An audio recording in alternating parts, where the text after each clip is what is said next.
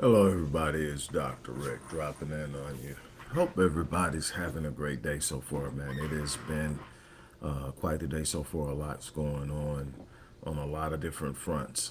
It's just simply the way we're moving right now. Anybody that knows me knows that I push myself as much as I possibly can because I only have a limited time on this planet, and my goal is to leave every imprint that God designed me to leave behind, to leave a legacy that I came to this world and I made an impact. So I push myself. I take time to myself to recuperate. I take time to myself to regenerate. But I believe that the 86,400 seconds I have in each day has to be amply used so that my time on this planet is valid. And so I go hard in the paint. This particular episode is brought to you by the Breaking the Curse of Procrastination webinar, which takes place next Friday, the 25th of the month. Look, let me ask you a question. Let's just get down to it. Let's be real with one another. Be honest with ourselves. Nobody's perfect. I don't have all the answers. I don't always do everything right. There are things that I fight and I struggle with, even at this time in my life, with all that I've been able to do. I'm not perfect, so I find people who have the answers. I find people who can provide the advice. I find people who can set me on course. Sometimes it's a friend, sometimes it's a therapist, sometimes it's someone I pay to work with. Whatever the situation is, you've got to get to where you want to go. Your goal has to be the best version of yourself. People ask me all the time, who's my hero? And the sentimental thing is to say my great grandfather. He is the epitome of manhood to me. He is who I strive to emulate as a man in my own self. I'm not trying to be him. And I have an affinity to Malcolm X, and I have a mad admiration for Dr. Amos Wilson and Dr. Naeem Bar, and I can go on and on as far as men are concerned. It's funny being an athlete. I don't really look at any of my at the athletes that inspired me as heroes. I see them as models. But the truth of the matter, when people ask me who my hero is, I say the version of me I see 5 years from now. And they kind of look at me like, so you're your own hero. And I say, you got to understand, this thing is, your hero inspires you. Nothing inspires me more than the version of myself I see 5 years ago. Because see, the version that you're looking at now, I saw that person 5 years ago. I saw that person 3 years ago. And I aspired to be that person. I became that person. And I realized there's so much more left. So I'm gazing 5 years, 3 years, 5 years, 10 years down the line, and I'm looking at what that person looks like. And I'm proud of that person. I'm looking at that person and saying, man, that's something to be. That's something to aspire to. Here's the beautiful thing about it. I can actually become that person. I'm never going to be Malcolm. I'm never going to be Naeem Akbar, Dr. Naeem Akbar. I'm never going to be Dr. Amos Wilson. I'm not even going to be my grandfather. But what I can be is that version of myself I see in the future. But I got to become that person. I've got to sit up and apply myself. I've got to be committed to some things that are sometimes uncomfortable. I've got to be willing to push past the difficult moments. I've got to be willing to make some sacrifices. If I'm going to be the person I see 5 years down the line, I can't be okay with the person I am now. I can be content in that I've done what I've done and needed to do to get here, but I can't be satisfied enough to stay here. And so I've always got to look at, how can I grow? How can I gain ground? How can I become better? And when I come into contact with people, whether it's they come to me to work with me one-on-one, they're part of a group, a workshop, a conference, whatever. If I meet them in an open setting, I'm just hanging out at the cigar lounge, and they come to me and they know what I do, and they talk to me, and they're struggling in an area. One of the biggest problems is procrastination. I know there's something I need to do, but I'm afraid to do it. I'm apprehensive about it. There's a certain level of trepidation. I'm not sure what it's going to be. And there are a number of different reasons why people procrastinate. People procrastinate a lot because of the fear of failure. So we've been told all of our lives failure is not an option. So nobody wants to sit up and have to say they failed, when the truth of the matter is, I guarantee. Do you know what? In any situation, the master and the student, whether it's martial arts, whether it's coaching, whether it's uh, the world champion basketball player and the rookie, whatever you want to say, do you know the difference between the master and the student? The master has failed more time than the student has even tried. I'm not where I'm at because I've never failed. I'm where I'm at because I'm not afraid to fail. I'm not afraid to look up and say, man, that sucked, or that didn't go well, or at least I know what not to do now. Well, we're going to keep trying until we get it. The bottom line is failure is inevitable. To teach people it's not an option puts them on a course of avoiding things that they think they might fail in. So people who have this idea that failure is the worst thing in the world go out of their way not to fail. So they take the easy path, but they never really truly reach fulfillment. I want you to reach fulfillment. I want you to get past it. That's why I created this course. This is the first time I've done this webinar. This is one of the most successful webinars we've ever done. People show up, you know why? Because people who are honest with themselves will say, you know what? I could have did this 10 years ago.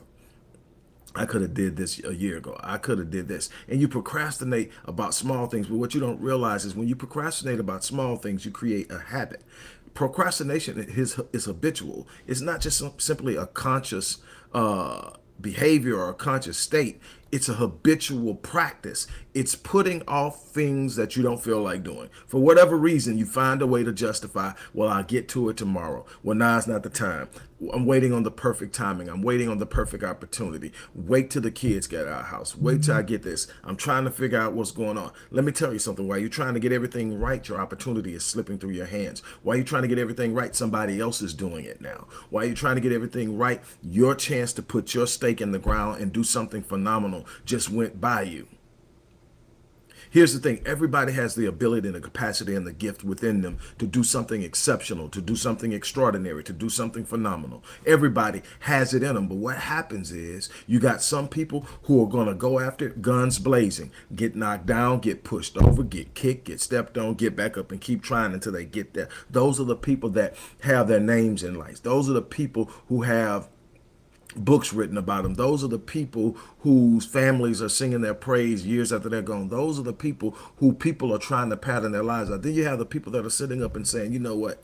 I can't do that. I'm not trying that. That's too scary. And then you're sitting around and then you're looking up and you're feeling this thing that you cannot explain. It's emptiness. It's a void. It's unfulfillment. It's because you haven't lived up to your potential. You haven't lived up to what you're capable of. One of the things that as being both at a point in time, a part of the clergy and being a psychologist, I am often called to the bedside of people who are transitioning. And I have seen something that totally blows my mind. I have seen what it looks like when somebody knows they came and they did what they were supposed to do. The level of peace and contentment. They know they're transitioning. They know they're about to leave this place, but they're good. It's like I came and I got that. I came and I got that. What's up, D? Man, we need to connect, man. I love you, kid. Man, but they came and it's like I came, I got that. I'm good. That's the look my grandfather had towards the end. It's like they tried to keep me down, but I got that. Then there's the person that knows they didn't give it 100%. They didn't go all out. They took the safe route. They didn't make a whole lot of mistakes, but they didn't make a whole lot of progress. They didn't see a whole lot of failure, but they didn't see a whole lot of peaks. They spent some valley time and they got up a little around the base of the mountain, but they never really truly ascended because they were afraid of falling. They were afraid of people laughing at them. They were afraid of people looking at. Let me tell you, I've made some mistakes, but all they did was make me better. I made some wrong turns, but all they did was make me better. I have some things I look back and say, boy, that probably wasn't the best move, but it made me better. And the willingness to go out and say I'm going to give it my best shot, even if I fall flat on my face, allows me to go places the average person won't go. To do things and see things the average person won't see. to be able to take steps and to be able to talk about things that people fantasize about, only because I refuse to sit in a corner and lick my wounds, or sit in a corner and hide because I felt it was safe. And here's the crazy thing about this corner of comfort that everybody hides in and thinks is safe. Life still comes and gets you anyway. Nobody escapes discomfort. The difference is sometimes it's going to come get you and find you, and you're going to duck and holler, kick and scream, and it's still going to do it. Or you're going to go out there and meet it. You're going to go out there and meet it, and you're going to take it on. You're going to give it your best. You're going to push through it. You're going to fight through it. You're going to stand. You're going to do everything you have to do to make it through it, because you know there's something on the other side. Something Will Smith said a long time ago, I want to say about 8 years ago. I was watching an interview, and he said, I think that God put everything worth having on the other side of fear. I'm like, yeah, exactly. But not just the other side of fear, the other side of pain, the other side of challenge, the other side of uncertainty. He put it on there. And the thing is, why? Because God designed the universe what? To respond to faith. And the only way that you're going to ever have to activate faith is to get into spaces that your mind can't rationalize and reason you out of. See, it doesn't require faith to sit up and go 1 + 1 is 2, so I'm going to do this. It just requires you to do it. That's not faith. That's acting out. That's operation. That's execution. See, faith is when your mind can't see it. See, what does it say? Faith is the substance of things hoped for, the evidence of what? The things not seen. So it doesn't become faith-driven, faith-sustained until your reason, your intellect can't rationalize it. That's when it becomes time for faith. And God puts the stuff that he put in your heart to yearn for on the other side of it. God is going to sit up and say, you're going to use the faith, or you're going to sit over there and be average. But if you're not going to be average, you're going to use the faith, and you're going to step out beyond the things that you can see. You're going to have to stop procrastinating, because you're never going to get the full answer and the full picture on something that's so big you haven't touched it yet.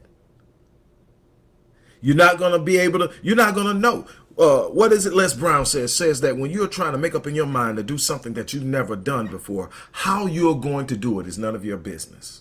What is Les saying? Les is saying, actually stop and think about it. Be rational. Look at how you're talking yourself out of doing something exceptional each and every time. When you get ready to say you're going to do something, man, that's awesome, I'm going to do that. Then you sit down, and the first thing you do is say, how? You're asking yourself how to do something you've never done before. What are the chances you know how to do it? But what you do, man, I don't know how to do that. So what do? Man, it must not be for me. So you set it down. Everything that I've done, the books, the companies, international clients, all this stuff, when I set out to do it, I did. When I set out to start building stuff online, didn't have a clue. Didn't know what the hell HTML was. And if you didn't know what HTML was back when I first started, you might as well just shut it down, because everything was done with coding. But you know what? I wasn't going to be denied.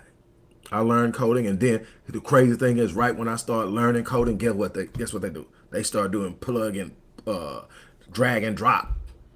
And I'll be dog. But I was ahead of the game, because you still use coding for embedding and other things. You can write programs with code. I didn't come to be no darn coder. I just wanted to get online and use the skill sets that I had to be able to reach people, to be able to help people. But the only way I was going to do it, either have the money to pay somebody at that time an extraordinary amount of money to build a website for you and hope they actually finish it, because people were notorious for building sites, but not building them.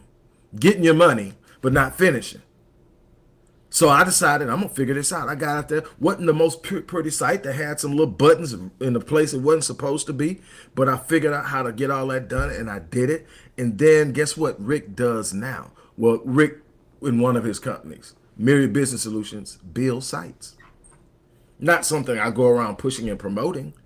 But my friends know, hey, man, you need a site built. You trying to push that? Go talk to Rick, man. He'll hook you up. Tell him I sent you.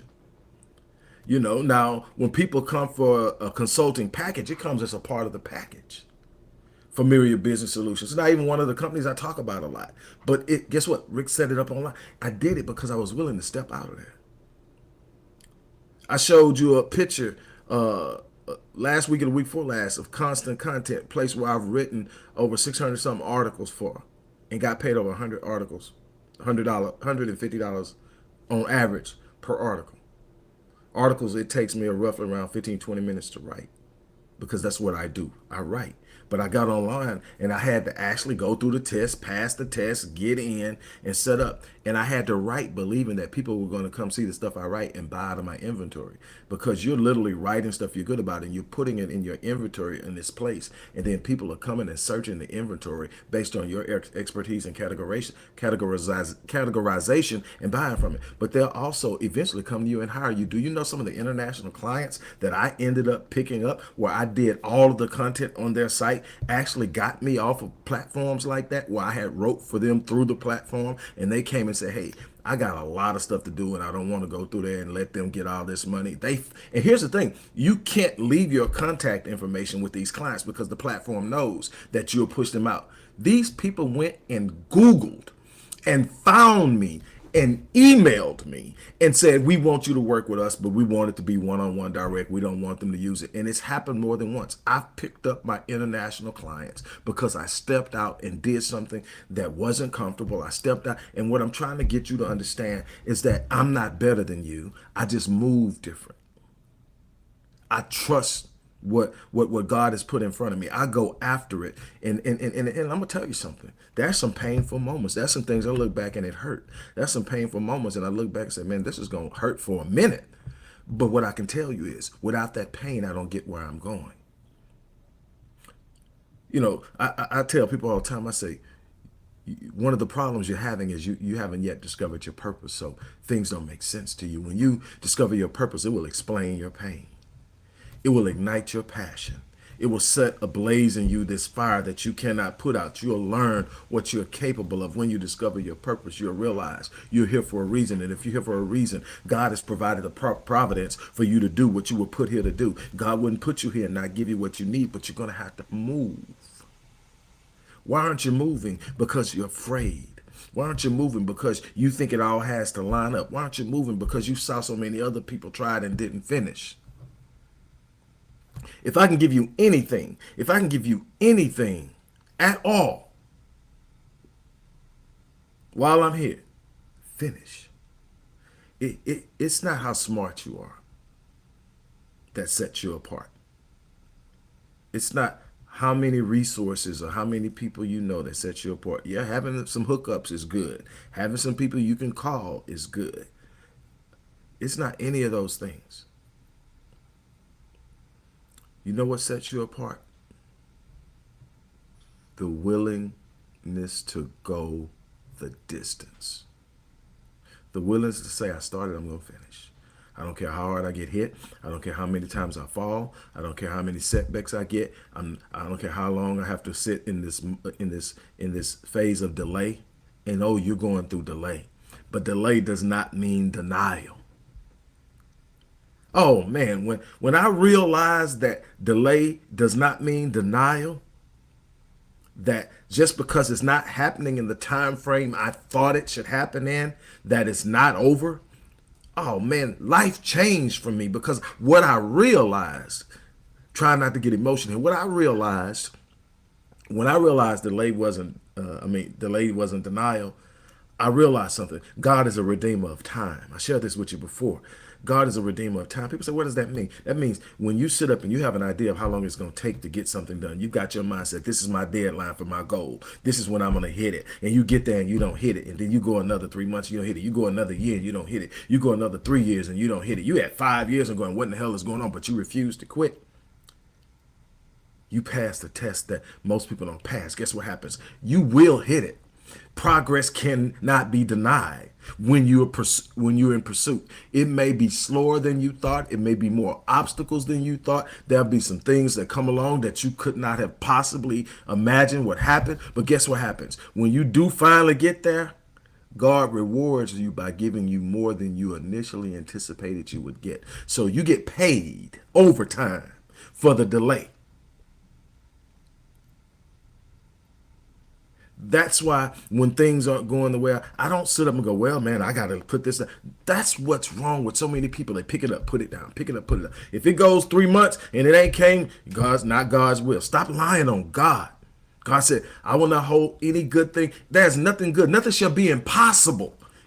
Nothing is the quality. Nothing. No exceptions. Nothing shall be impossible for you. You shall declare a thing and it shall be established. But see, the back end of that is you got to walk it out. You've got to finish it. We don't want to finish it. So what we do, we got two go-tos. It's not God's will and the devil. Devil has no power over your destiny.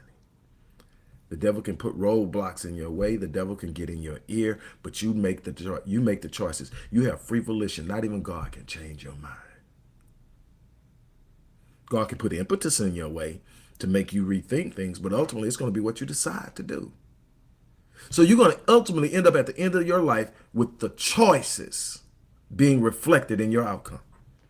It's that simple. What did you choose to do? Did you choose to go the distance? Did you choose to do something exceptional? Did you choose to get out of the box? Did you choose not to be what everybody else is being? Did you choose to go right when everybody went left? Did you get to the fork in the road and go straight? Did you break the mold? And here's the other thing. Did you make the sacrifices? Or did you just sit there and go, you know what? It's not for me. It's not for me. Man, the devil sure is busy. No, you need to be more committed. Because here's the definition of destiny for those who haven't paid attention to me in the past. Here's the definition of destiny right here. The more you try to stop it from happening, devil, the more you try to stop it from happening, hater, the more you try to stop it from happening, jealous, the more you try to stop it from happening, envious, the more you ensure that it does. That's the definition of destiny. Anything that gets in my way becomes a part of it. You can't stop it. You might slow me down for a while, but you can't stop me. What's mine is mine. What's built for me is made for me. What I'm going after, what I'm set on, and I'm going to get. And you are no different, but you got to set your mind. You got to step out. You got to make a move. You got to do something besides sit around. The things worth having on the other side of that fear. The things worth having on the other side of that pain. The things worth having on the other side of that doubt. Yeah, you're going to have to get up and go get it.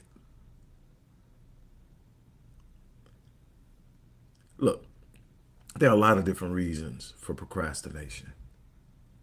We're going to break them down in this webinar. We're going to talk about them. You can bring your own case study. You can bring your own life. We're going to put it out there. This is a participation. This isn't you sitting around listening to me like you're doing now. This is you sitting around being able to raise your hand and turn your mic on and tell your story and watch us break it down and tell you this is what you need to do. There are going to be some practices that you can do literally right there where we're going to stop and we're going to make some practices that's going to help you change the neurological responses that you're experiencing when you meet something uncomfortable that naturally triggers procrastination. It can be broken. It can change. You can step out. I'm telling you, there's nothing like seeing something and going after it instead of sitting up, spending 3 or 4 weeks questioning it and then laying it on the counter. Stop shelving your dreams. I want to illuminate a path that will allow you to systematically break free of procrastination, to take massive action to change your life. That's what it's about. It's about taking massive action. Now, obviously, you do better when you have a plan. Obviously, you do better when you strategize. But the first thing you got to do is you got to take massive action. You got to move toward it. Here's the beautiful thing about this whole manifestation thing. The moment that he said, God said, you shall declare a thing and it shall be established for you, and that it will shine light upon your path. But what has to happen? You got to move toward it. And here's how God designed the universe to respond to your faith. When you move towards this thing that you say you believe, when you move towards it and you say that it's mine and you move towards it, the universe conspires with you and it brings it closer to you. You take 2 steps, the universe moves it closer. God is operating through his design to deliver you what you say you want, but you got to go get it.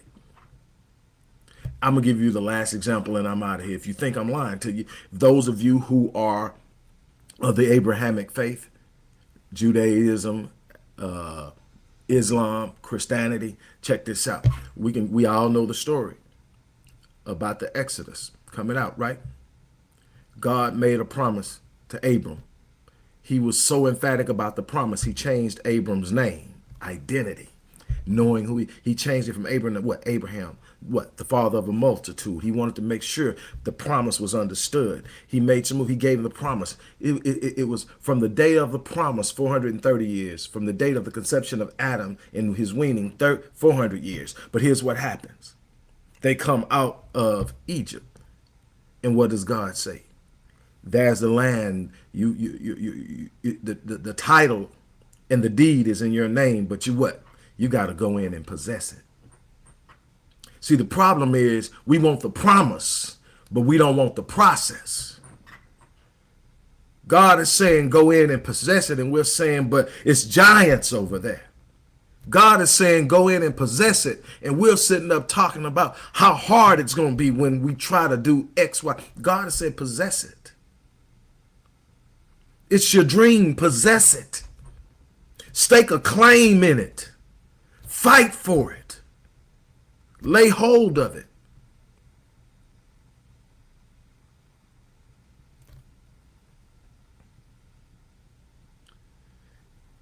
We have to get out of our own way. I tell people all the time, procrastination is the thief of time and opportunity. You will look up and you will have spent your life and you would not have done anything close to a fraction of what you were capable of because you procrastinated. You waited. You put it off. Not anymore. Here's the challenge. Sign up. $99. You can't beat that. I'm promising you. If you've ever sat in one of my classes, the one thing you're going to do is leave on 10 with a clear understanding of what's necessary. You're still going to have to be the one to follow through on it, but I'm going to show you how. I'm going to show you how to get rid of this mechanism that's literally habitually and neurologically and neurobiologically shutting you down. This thing is working in you and it's real and it's shutting you down and you don't understand it and you're responding to it, but you don't understand it and you can't change it. Yes, you can. And I'm going to show you how. Sign up. Come work with me. Sit down. We're going to go through it. I'm going to have Q&A after it. We're going to participate during. I'm going to have Q&A after it. And then I'm going to set you up with follow-ups.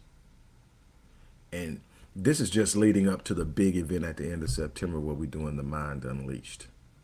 This is the total mind package. But right now, we need to break free. It's something that you need to do right now that you're not doing. That's something been on your calendar for weeks and months. Some of y'all, years. There's a business somebody wanted to start. There's a book somebody wanted to write. There's a trip somebody wanted to take. There's a person somebody wants to connect with. And all the other things that you know you should be doing, that you know that could change your life, and you're sitting there doing nothing. Stop it. So again, look in the description box, click the link. Come see me next Friday, the 25th, and we're going to break it down. We're going to take some step-by-step practices, and we're going to change it. I'm telling you, it's doable. I have done it over and over again. I help thousands of people break that curse. Come be the next. On that note, I'm out of here. You guys have an unbelievable remainder of your day. As I always say, I live my life on full so that when I leave this place, I die on E. I'm challenging you to do the same thing. On that note, take care. I'm out. Peace.